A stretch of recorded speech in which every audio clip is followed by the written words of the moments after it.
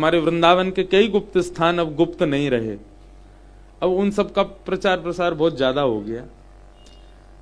हमें तो कथाओं में बोलने में बहुत भय लगता है कुछ भी गुप्त बातों को। हमारे वो इंटरव्यू पॉडकास्ट भी होते हैं, वहां पे भी एक बाबा का नाम भी नहीं बोला मैंने, बस चर्चा कर दी कि एक महात्मा है, उनको हमारे ठाकुर जी, हमारे लाल जी बात करते हैं उनसे। और ऐसे एक नहीं है, अनेक लोगों को हमने देखा है जिनसे हमारे लाल जी बात करते हैं, हमसे नहीं करते। कई लोग आते हैं मिलने, वो आके कुछ बता जाते हैं, बोला आपके लाल जी ऐसी आज्ञा कर रहे हैं, और वो कहीं ना कहीं सत्य ही होती है। कई दर्शनार्थी जब मिलते हैं तो वो मिलकर के ऐसी कोई बात बता देते हैं जो मुझे और मेरे लाल जी को पता, उनको कहां से पता चल गई। लाला खुद ही अपनी पोल पट्टी खोल दे। एक वैष्णव मिले मुझसे, बोले आप महाराज जी अभी ऑस्ट्रेलिया ले गए थे लाल जी को। मैंने कहा जी, वो भी यहीं साईं परिकर के थे जिनके यहां में रुका था। तो बोले महाराज जी बीच में एक दिन आप कोई शहर गए थे। मैंने कहा जी, वहां पर एक माता जी ने पूड़ी बनाई थी लाल जी के लिए, मसाला पूड़ी। मैंने कहा हाँ बनाई तो थी। वो लाल जी ने पाई नहीं। मैंने कहा क्यों नहीं पाई? बोले आटा जो था वो रात का गूंदा हुआ था। मैंने भाई तुम्हें कैसे पता? बोले हमको स्वप्न में पता चला, लाल जी ने आके बताया। तो हमारे लाल जी कईयों से बात करते हैं। फिर हमने उन मैया से बात करी। मैंने कहा मैया आपके यहाँ जब लाल जी आए थे आपने पूड़ी का भोग लगाया पहले दिन? हाँ। मैंने आटा कब गूंदा था? अब वो बेचारी घबरा गई, बोली तभी गूंदा। मैंने नहीं सही बताओ, मैं कुछ डांट नहीं रहा हूं आपको, अब तो पा लिया हमने भी, लेकिन बताओ आप, मुझे बस कंफर्म करना था उसकी बात ठीक है कि नहीं। तो बोली महाराज जी शायद वो एक रात पुराना था। मैंने कहा लाल जी हमारे पाए नहीं उस दिन।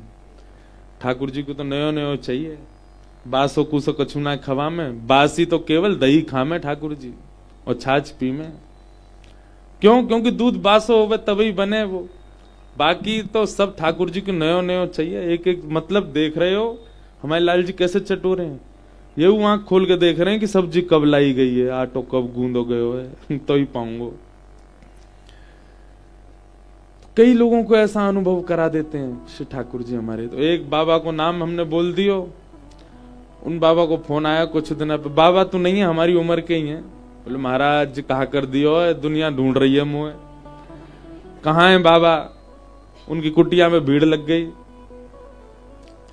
तो कभी कभी भय लगता है कथा में गुप्त स्थानों के बारे में ज्यादा बताना। आप लोगों से भी निवेदन है कि कोई गुप्त स्थान के बारे में पता चले, अगर टहलते टहलते टकरा जाओ तो समझ जाइयो श्री जी ने आपको मिलवायो है। जबरदस्ती ढूंढो मत कहाँ है वो जगह, उस स्थान की मर्यादा भाव सब रहने दो। हम भी टकरा ही गए साईं के आंगन से। हमारे छोटू साईं आए थे, कोविड चल रहा था तब, टकरा गए यहां से, और अब अभी तक वो टक्कर की चोट पूरी नहीं है रही है। हाँ आप भी मिले पहले जब अकिंचन कथा हुई थी, जमुना जी ने मिलवाए हो। मतलब श्री जी कृपा करके अपने आप आपको कुछ ऐसे व्यक्ति से, ऐसे वैष्णव से, ऐसे स्थान से स्वयं जोड़ दें, वो सार्थक है। तो हम तो ये कहना चाह रहे हैं कि ये स्थान आज जब यहां से जाओ, खूब प्रणाम करके जाना इस आंगन को, इस भूमि को, साईं को। इनकी कृपा से कुछ नहीं तो थोड़े बहुत तो भाव हमारे शुद्ध होंगे, क्योंकि स्थान सामान्य नहीं है। मैंने अनुभव किया है, यहां के भाव अलग हैं, यहां की वायु अलग है, यहां का वातावरण अलग है, क्योंकि साईं थे नहीं यहां पर, साईं हैं, अभी भी हैं, विराज रहे हैं। और एक बात तो हम कहेंगे भैया, साईं पर करके परिवार के सब लोग सुन लो, आप मानो चाहे नहीं मानो, पर साईं हमसे बहुत प्रेम करते हैं। वही हमको बार बार बुला लाते हैं, एक बार यहाँ क्रम होना था, साईं का उत्सव था, हमारा एक ही दिन का कार्यक्रम था। 2 दिन अलग अलग वक्ता आ रहे थे, एक ही दिन था। और उससे पहले मैं 2-2, 3-3 दिन करके गया, पर एक ही दिन था, हम पे भी समय नहीं था। बोलना नहीं चाहिए महाराज, दूसरे व्यासों का गला बैठ गया। छोटू साईं आए, बोले आपको ही करनी पड़ेगी कथा। मैंने कहा साईं हमको बुला रहे हैं, तो ये सौभाग्य है कि साईं को बहुत प्रेम है, और ये प्रेम बस सदा हम उनके लायक बने रहें। श्याम सुंदर सदा, एक जीवन का यही उद्देश्य होना चाहिए अगर आप भक्ति मार्ग में हो तो।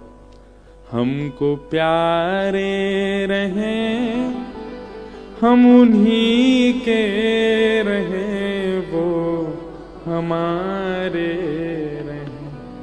अपना जीवन अब ऐसा बना लीजिए जिससे श्याम सुंदर के आप रहो।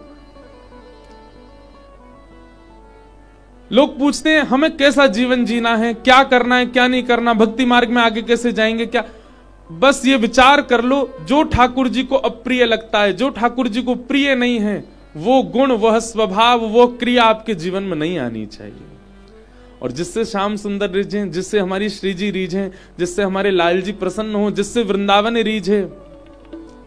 जिन भेषा मारो सावरो रीझे, जिन भेषा मेरो गिरधर रीझे, सोही भेष धरूंगी हो मैं तो, सोही भेष धरूंगी, हे मैं तो सोही भेष धरूंगी हो मैं तो, सोही भेष धरूंगी। अरे हाँ मैं बैरागन हूँगी, मैं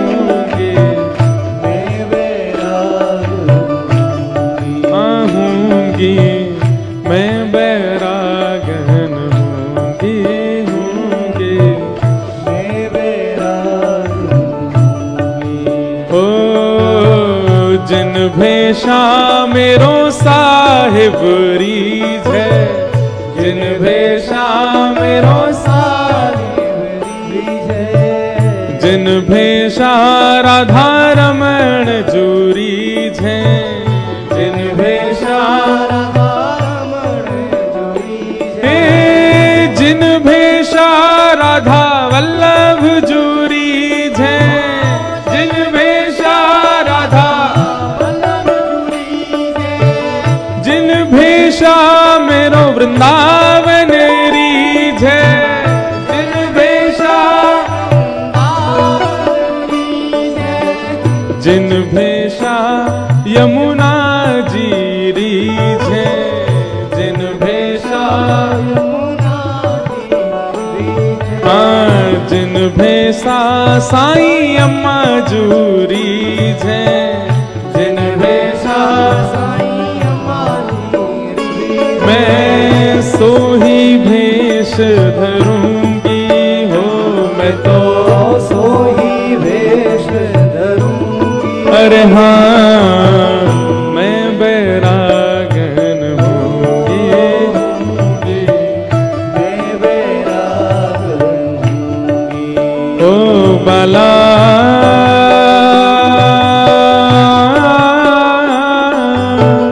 मैं बैरागन हूँगी, मैं बैरागन हूँगी, मैं बैरागन हूँगी, मैं बैरागन हूँगी, मैं बैरागन। जिन भेषा, भेषा का भाव आंतरिक रूप नहीं है, भेष मतलब हृदय। जैसा ठाकुर जी रूप तो देखते ही नहीं है। अब मुझे तो एक के बाद एक पद ही याद आते हैं। हमारे अष्टसखा गाते हैं,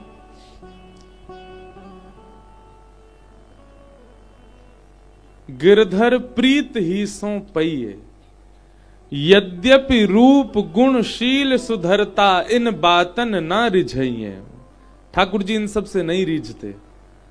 प्रीतम प्रीत ही सो पई है, वो प्रीत से ही पाएंगे। वो प्रीत कहां होती है? प्रीत स्वभाव में होती है, प्रीत हृदय में होती है।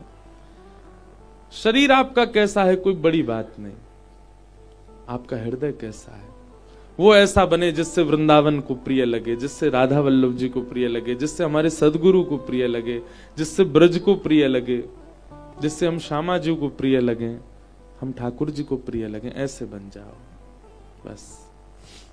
कथाएं सुनने का और कोई उद्देश्य नहीं है, कथा कहने का कोई और उद्देश्य नहीं है, इन रसिक स्थानों पर आने का और कोई उद्देश्य नहीं है। बस एक ही उद्देश्य है कि बस श्याम सुंदर सदा हमको प्यारे रहे, हम उन्हीं के रहे वो हमारे।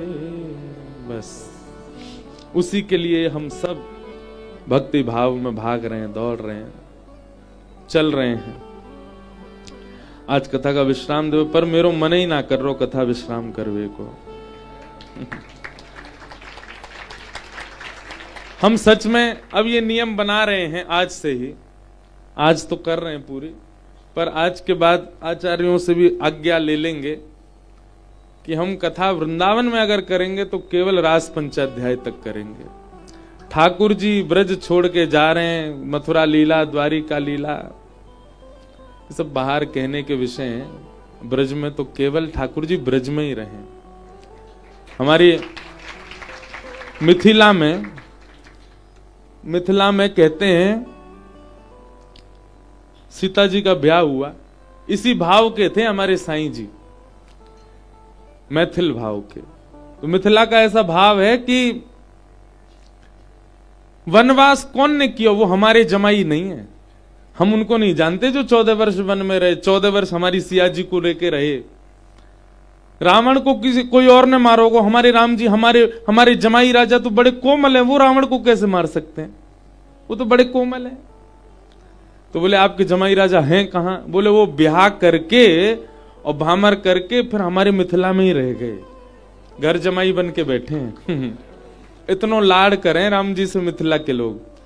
हे पहुना मिथिले में रहूना, पहुना मतलब जमाई, ए हमारे दामाद जी आप मिथिला में ही रहो, यहां से कभी मत जाओ। हमारे यहाँ जो हर वर्ष कथा का क्रम होता है, आप सबको निमंत्रण है, 15 से 21 दिसंबर हर वर्ष होता है। भागवत होगी तो 15 से 21, राम कथा होगी तो 13 से 21, हमारे पूज्य दादा गुरु जी का वैकुंठ उत्सव। तो इस बार मलुक पीठ वाले महाराज जी श्रीमद् भागवत कर रहे हैं। तो वहां 2 वर्ष तक वाल्मीकि रामायण की थी हमारे श्रीमद् जगतगुरु रामानुजाचार्य श्री राघवाचार्य जी महाराज, डॉक्टर श्री राघवाचार्य जी महाराज हमसे बहुत प्रेम मानते हैं, बहुत मित्रवत प्रेम करते हैं, सब संति करते हैं। तो उन्होंने 2 साल केवल श्रीया राम जी का विवाह ही सुनाया, और वे अपनी कथा में बता रहे, बोले कि जैसे ही विदाई का समय आता सियाजू की, तो मिथिला के लोग जब तब नियम व्रत में लग जाते कि ऐसा कुछ हो जाए कि राम जी विदाई नहीं हो, हमारी सियाजू विदाई ना हो। और उन मैथिल वासियों का ऐसा तप था कि महाराज जैसे ही राम जी की सीता जी को विवाह पंचमी आ रही है, कल ही तो है? तो कल ही श्री राम जानकी विवाह महोत्सव है। सर्दी में ब्याह भयो, ब्याह के बाद में इतनी रस्म बना दें, जो रस्म होती हैं वो तो थी, बाकी अलावा भी और नई नई बना दें। उन रस्मों का पालन करते करते 6 महीना तो निकल गए राम जी को। राम जी सोचे भाई कब जाएंगे अब हम। अच्छा एक और बात कहते हैं कि राम जी भी कभी कभी भूल जाते हैं कि हमको जाना है, विदा भी होना है। अब तो ये हो गया कि सिया जी विदा नहीं हो रही है, राम जी कह रहे हैं हम कब जाएं अपने घर, राम जी की विदाई होगी। 6 महीना बीत गए, सो आ गई वर्षा। अब वर्षा जैसी आई तो सब मिथिला के लोग बोले कि हम अपनी सियाजू को कीचड़ में तो भेजेंगी ना, हैं? आप लेकर के अयोध्या जाएंगे, बीच रास्ता में जन कितने पानी भर रहे होंगे, पोखर तालाब भर रहे होंगे, इतनी वर्षा आ रही है, जीव जंतु निकल रहे होंगे, तो क्या करें? बोले चातुर्मास और करो यहीं पे ही। तो 6 महीना तो रहे, 4 महीना और धल लिए मिथिला में ही। और महाराज ये करते करते ठाकुर जी की पहली वर्षगांठ आ गई। 1 साल तक तो विदा ही नहीं हुई सीता जी, वहीं रही मिथिला में।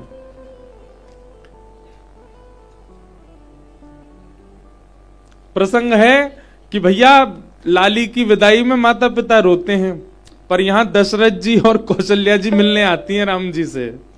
क्यों? बोले घर जमाई बन गए, हमारे लाला आनी नहीं दे रहे। कभी कोई क्रम, कभी कोई क्रम, कभी कोई बात, कभी कोई बात। ऐसा प्रेम सब मिथिलावासी ने हमारे श्री राम जी से किया है। अद्भुत है राम कथा। हम साल में एक बार राम कथा करते हैं। इस बार 24 दिसंबर से 31 दिसंबर तक रामेश्वरम में राम कथा।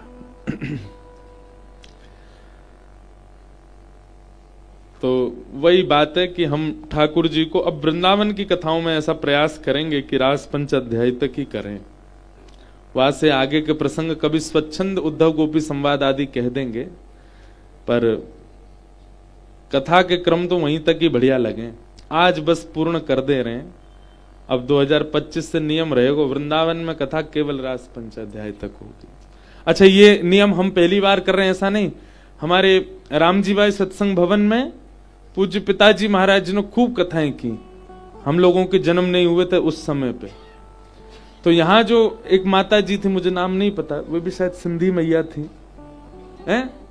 लीला माता, हाँ लीला मैया, लीला माता जी सिंधी मैया ही थी ना। तो लीला मैया कथा कराती थी।